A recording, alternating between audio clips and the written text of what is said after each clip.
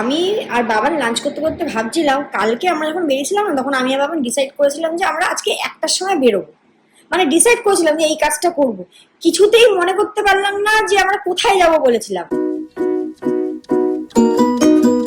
Good morning সবাইকে, আশা করি সবাই ভালো আছো, সুস্থ আছো। চলো আজকে দিনটাকে স্টার্ট করি। আমি করছি ব্রেকফাস্ট, রুটি আর সয়াবিন, আর কাজে বসে গেছি আমি এখানে। Good morning and welcome to our channel. আসলে তোমার সবাই ভালো আছো, চলে এসেছি নতুন একটা ব্লগ নিয়ে। চলো আজকে দিনটাকে স্টার্ট করা যাক। আজকে আমার একটু লেটই হয়েছে, আর একজন কাজে বসে গেছে। Good morning. ব্রেকফাস্ট হয়ে গেছে তোর? ব্রেকফাস্ট হয়ে গেছে, সবকিছু হয়ে গেছে। Good good good. এখন করছি হচ্ছে ব্রেকফাস্ট। অনেকদিন পর আজকে মিউসলি খাচ্ছি, তো ব্রেকফাস্ট করে নিই, ব্রেকফাস্ট করে কাজে বসবো।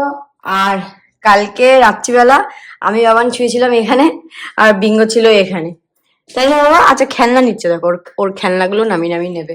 নাও, হ্যাঁ নাও। ওরে বাবা, বড় হয়ে গেছে, যাও খেলো খেলো, যাও সৌভিকের সাথে খেলো, ওই ঘরে যাও। সৌভিকের সাথে খেলবে না? আচ্ছা। তো কালকে আমি বাবান এখানে শুয়েছি। বাবান রোজ বলে যে একদিন বিঙ্গোকে নিয়ে ঘরে, তো ঘরে ছোট বিঙ্গোটা তো অসুবিধা হয়, তো একদিন বিঙ্গোকে নিয়ে ড্রয়িং রুমে শোবো। তাই বলছি ঠিক আছে। কালকে আবার বলেছে, আমি বলছি আজকে আমি শোবোই শোবো। এবার কিন্তু কালকে অত প্রপার ভাবে বিছানা করা হয়নি, তো কালকে নিচে যা একদম পাতলা একটা কম্বল পেরেছিলাম, উপরে একটা চাদর পেরেছিলাম। পিঠ ফিট বাবার তো হাত পা ব্যথা হয়ে গেছে।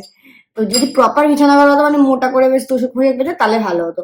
তো যাই হোক, কালকে আমি আবার শুয়েছিলাম এখানে, বিঙ্গো ফার্স্টে এখানে বাঁধা ছিল। ও তো খুব ঘেউ করছিল, মানে আমাদেরকে ধরার জন্য। তারপর ওকে একটু আদর ফাদর করে দিয়েছি, তারপর ও একদম নিশ্চিন্তে ঘুমিয়েছে, আমরাও ঘুমিয়েছি। চলো, একটা বেজে গেছে, বিঙ্গো খেতে দিই। মেপে দিতে হবে ওকে আবার, একদম 80 গ্রাম। ওর ডায়েটিশিয়ান বলে দিয়েছে একদম 80 গ্রাম কুকড চিকেন। ওর জন্য আমি শুরু হয়ে গেছে, বুঝে গেছে। ঠিক আছে। 78, 80। কিন্তু মুদিখানা দোকানের মতো এখন সকালে 80 গ্রাম, আবার রাতে 80 গ্রাম, সব মেপে দিতে হয়। এই কালকে রিলটা দেখলাম তো একদম 20K হয়ে গেছে। হ্যাঁ, ভালো বানিয়েছিলি। বিঙ্গো সুন্দর মাথা নেড়েছে, বিঙ্গো সুন্দর কোঅপারেট করে। হ্যাঁ, ওকে যেটা বলে সেটাই করে, কিন্তু একটু একটু ওকে ইসে দিতে হয়, মেহনত করতে হয়, একটু খাবারের লোভ দেখাতে হয়। এই জাস্ট লাঞ্চ করে উঠলাম। তো আমি আর বাবার লাঞ্চ করতে করতে ভাবছিলাম, কালকে আমরা যখন বেরিয়েছিলাম না, তখন আমি আর বাবা ডিসাইড করেছিলাম যে আমরা আজকে একটার সময় বেরোবো। মানে ডিসাইড করেছিলাম যে এই কাজটা করব। কিছুতেই মনে করতে পারলাম না যে আমরা কোথায় যাব বলেছিলাম। একটার সময় তো বেরোবো বলেছিলাম, কিন্তু কোথায় যাব কিছুতেই মনে করতে পারলাম না। এখন লাঞ্চ করা হয়ে গেছে, এখন মনে পড়েছে যে আমি আর বাবান বলেছিলাম আজকে আমরা বিঙ্গোকে একটাই খেতে দিয়ে দেবো, আমরাও খেয়ে নেবো, দিয়ে আমরা বেরোবো হচ্ছে ধর্মতলা যাব। কিছুতেই মনে করতে পারলাম না। অলরেডি এখন 2টো বাজে, ধর্মতলা যাবো মনে পড়েছে, বুঝলি?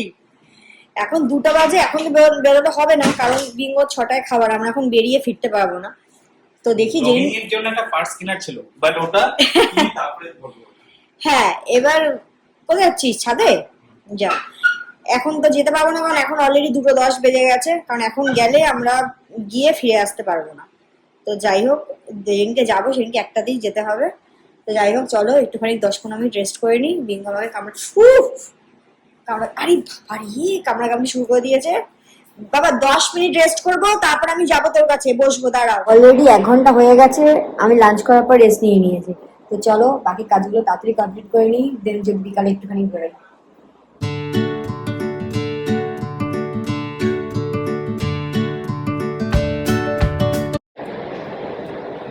বিঙ্গো দেখো কি করছে। এই তুই কোমরের উপরে উঠে কি করছিস?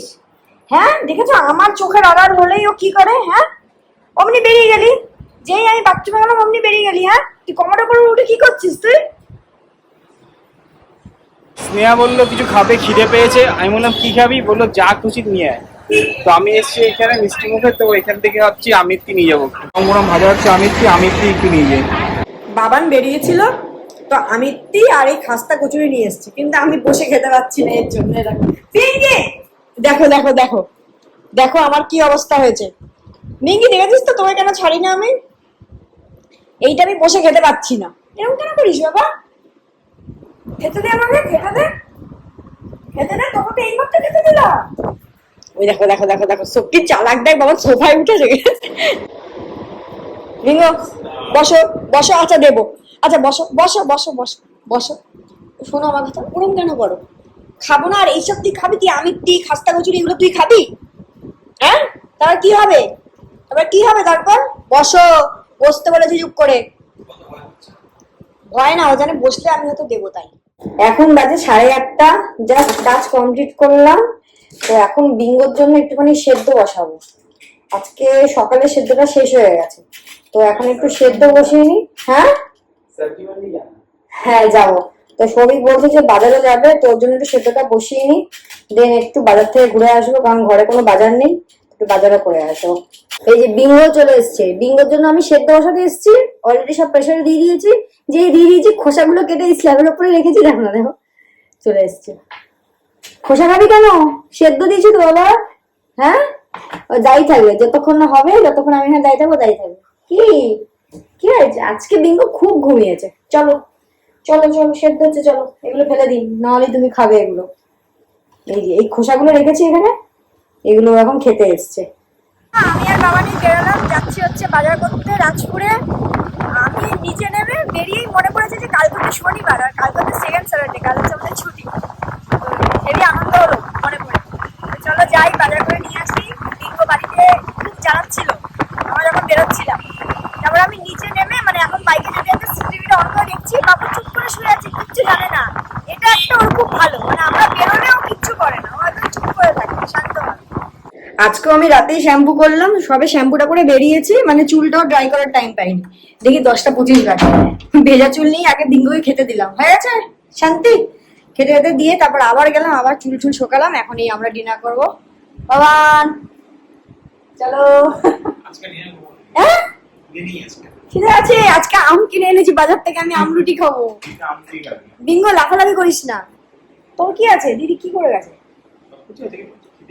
না না খা, অলরেডি 10:30 বেজে গেছে, 11:30 বাজে। চলো একটুখানি খেয়ে নে।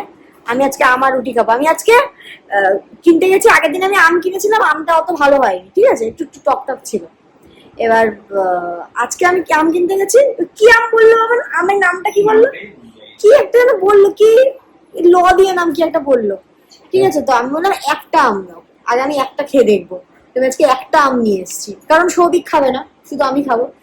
তো আজকে আম দিয়ে রুটি খাবো। আমি জাস্ট ডিনার করতে বসলাম, রুটি খাওয়া হয়ে গেছে, শুধু আমের দুটো টুকরো পড়ে আছে, ঠিক আছে। এই রাখো। কি হয়েছে? আম খাবি? আম খাবি? আম খাবি বাবা?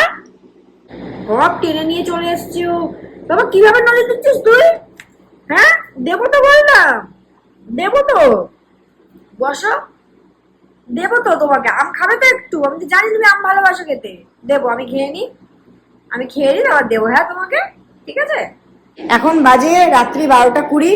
তো সৌভিককে বললাম খুব আইসক্রিম ক্রেভিং হচ্ছে, চল আইসক্রিম খেতে যাই। তো বললো যাবি এখন? না হ্যাঁ চল। তো আবার পীযুষকে ফোন করলো, তো পীযুষ বললো হ্যাঁ ঠিক আছে, ওরও অফিস শেষ হয়ে গেছে, কারণ ওর আবার নাইট শিফট, তো ওরও শেষ হয়ে গেছে।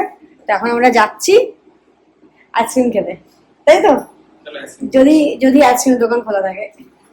আমরা এসছি এখন আইসক্রিম খেতে। তো আজকে আমাদের সাথে সিম্বাকে নিয়ে এসছি। এবার শালিনী বলছিল বিঙ্গোকেও নিয়ে আসতে, বাট বিঙ্গো আর সিম্বাকে একসাথে আনা যেত না, কারণ হচ্ছে ওরা দুজনে একসাথে বেরোলেই রাস্তায় গড়াগড়ি খায়। তো ওর জন্য বিঙ্গো ঘরে আছে, ঘুমাচ্ছে না, মানে সৌভিক আবার আজকে রিমোটটা সরাতে ভুলে গেছে। ও এখন দেখলাম আমি ক্যামেরা অন করে ও রিমোট খাচ্ছে।